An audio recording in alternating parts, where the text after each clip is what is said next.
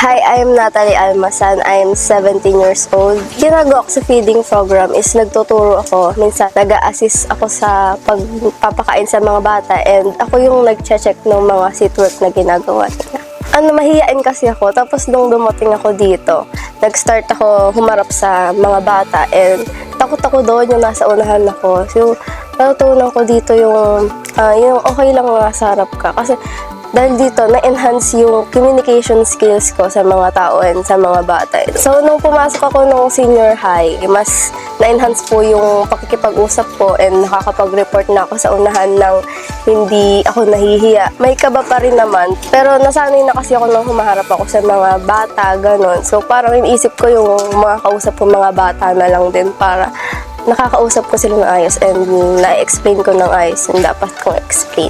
Bukod sa napapakain sila physically, nagagamit din to para, ayun din yung way para mapakain din sila spiritually. Mas magiging malapit sila kay God and marami silang matututunan gamit din tong pagpapakain sa kanila, madadala nila hanggang sa pagtanda nila. Okay lang ma-involve sa community kasi minsan parang ang boring naman magko-community service. Wala ka namang kikitain na parang masaya ma-involve sa community na hindi dapat natin siya parang baliwalain, gano'n.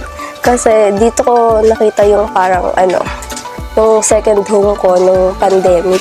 Ayun, thank you sa pag-help sa mga bata na mag-grow sa mga buhay nila and magpapakain sa kanila. Ayun lang, God bless sa inyo.